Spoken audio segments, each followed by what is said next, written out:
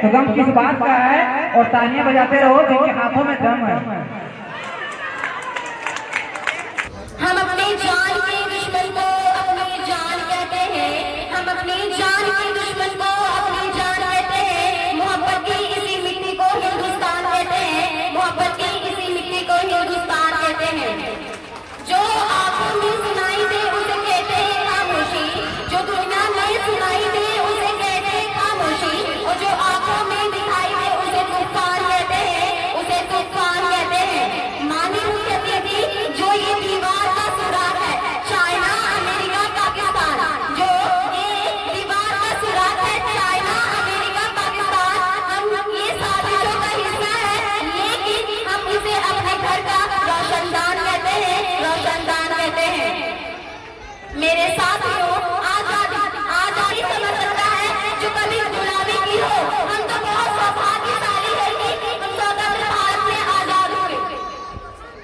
आजादी की लो तो 1857 में ही जल चुकी थी, जो विशाल पर 15 अगस्त 1947 वर्तमान भारत के खानों से स्पष्ट करना चाहूंगी कि जब हमारा भारत सरहदियों की जेलें में फंस गया था तो रंग बसंती चोले की एक आवाज पर टोले के टोले उमड़ आते थे, रो मिट जाते थे, मर जाते थे, फांसी चढ़ जाते थे, तब जाकर वो अपनी देशभक्ति साबित कर रहे होते थे। लोग मर जाते थे, मिट जाते थे, फांसी चढ़ जाते थे, तब जाकर लोग अपनी देशभक्ति साबित कर रहे होते थे। ये उस दौर की कसौटी थी कि प्यार भी भरपूर गया, मान की सिंदूर गई, प्यार भी भरपूर गया, मान की सिंदूर गई, नदियों में हाथों की लंगोटियां चली गई, छोटे छोटे बेटियों की चोटियां चली गई, बाप की कमाई गई, भाई का पढ़ाई गया, बाप की कमाई गई, भाई का पढ़ाई गया।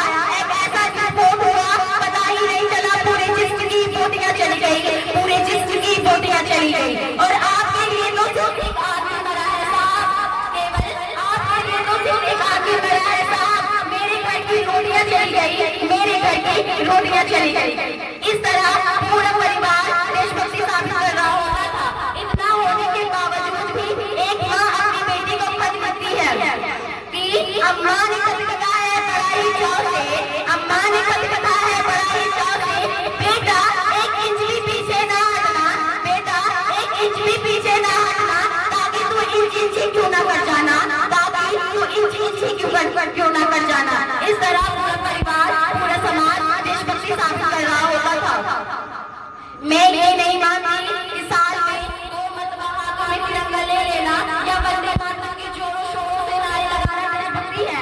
मैं ये नहीं मानती कि व्हाट्सएप, इंस्टाग्राम, फेसबुक और टीवी से ले लेना देशभक्ति है। अगर आप इसे देशभक्ति कहेंगे तो मैं पूछना चाहूंगी, जब 5 साल का बच्चा भूखे प्यासे नंगे पांव जब तिरंगा बेच रहा होता है तो क्या आप उसकी देशभक्ति कहेंगे? नहीं, वो उसकी देशभक्ति नहीं बल्कि उसकी पेट की भूख की शक्ति है जो इसे ये सब करने पर मजबूर कर देती है। ना मस्जिद को जानते हैं ना दीवारों को जानते हैं जनाब, ना मस्जिद को जानते हैं ना दीवारों को जानते हैं। जो भूखे होते हो ना वो सिर्फ भोजन की दीवारों को जानते हैं, वो सिर्फ भोजन की दीवारों को जानते हैं। अपने समाज, अपने देश के लिए संपन्न पर भाव है देशभक्ति, और हर विद्रोही के जीवन में आने वाला तूफान है देशभक्ति, ताकि हर विद्रोही को भी ये पता चल सके कि अगर तू परिंदा है तो ये आसमान मेरा है, अगर तू परिंदा है तो ये आसमान तेरा है, अगर तू दरिंदा है तो ये शमशान तेरा है। और भाईचारा से रहना है तो रह जमीन पर, वरना भाईचारा से रहना है तो रह जमीन पर, वरना तेरी कब्र भी यही है और कब्रिस्तान तेरा है, वरना तेरी कब्र भी यही है और कब्रिस्तान तेरा है। गरीबों को गरीब समझिए, मजदूर को मजदूर समझिए, गरीब नहीं, उसे काम दीजिए, दान नहीं, और दान देने के इच्छुक है तो जीते जी रहकर रक्तदान दे, और मरने के बाद अंगदान देकर किसी मरते हुए इंसान को एक जीवन दान दीजिए। यही असली देश प्रेम और यही सच्चे देश प्रेम है।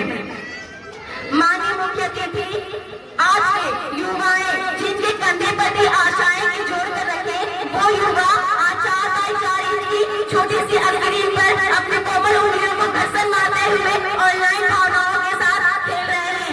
आजकल के युवा यूं कहते हुए नजर आते हैं कि 4 बोतल वोट का काम मेरा रोज का, ऐसा कहकर हमारा भारत का भविष्य तबाह कर रखे हैं।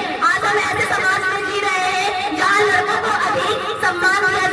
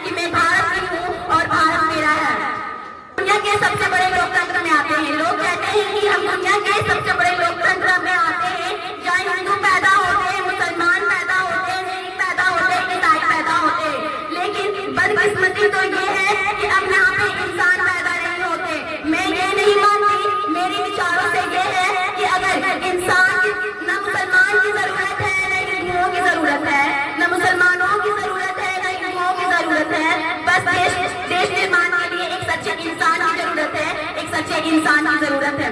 जरा ये पेड़ पौधे भी शकायत परेशान